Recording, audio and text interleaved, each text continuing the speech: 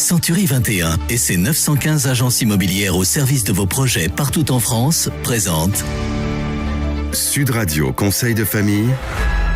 Bonsoir Stéphane Moller. Bonsoir Philippe Rossier. Stéphane, vous êtes associé au sein du cabinet VIA et nous nous retrouvons chaque soir pour parler finances, immobilier, droit de la famille, bref, pour parler de gestion de patrimoine. Nous avons reçu plusieurs questions sur le blog de Conseil de famille concernant les différents types de garanties liées au crédit bancaire. Et ce soir, nous recevons Cédric Gauthier, consultant en financement immobilier chez Finance Conseil pour nous aider à y voir plus clair. Bonsoir Cédric Gauthier. Bonsoir Philippe. Alors, bonsoir Cédric, Stéphane. Pouvez-vous nous donner la définition d'une garantie d'un prêt immobilier ? Alors, en contrepartie d'un prêt immobilier qu'elle accorde pour des montants significatifs et des durées souvent longues, la banque exige une garantie en cas de défaillance de paiement.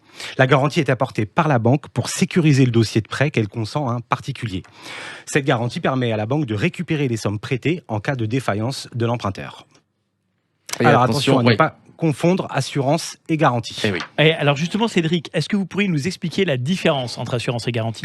Alors, l'assurance emprunteur couvre les titulaires du prêt sur leur santé, par exemple en cas de décès, maladie ou d'invalidité, tandis que la garantie couvre la banque en cas de non-paiement du prêt. Alors, quels sont les différents types de garanties ?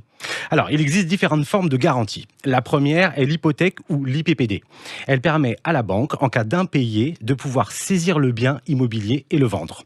Attention, cela nécessitera un acte notarié. La seconde forme est la caution.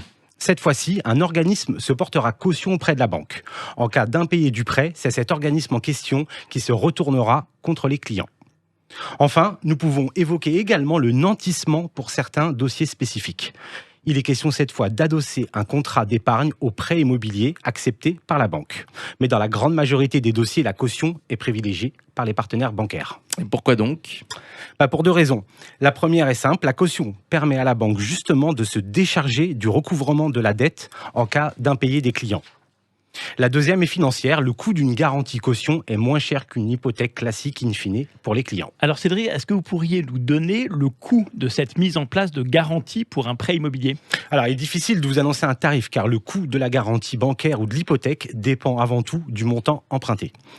Nous conseillons en effet à nos clients ou nos prospects en amont de s'adresser à un courtier comme Finance Conseil pour étudier la meilleure solution sur cet aspect essentiel d'un prêt immobilier. Merci à vous Cédric Gauthier. Vous retrouvez nos chroniques quotidiennes sur le site de Sud Radio. Et puis évidemment, vous continuez de poser toutes vos questions sur le blog de Conseil de famille, conseil avec un s-2-famille.com.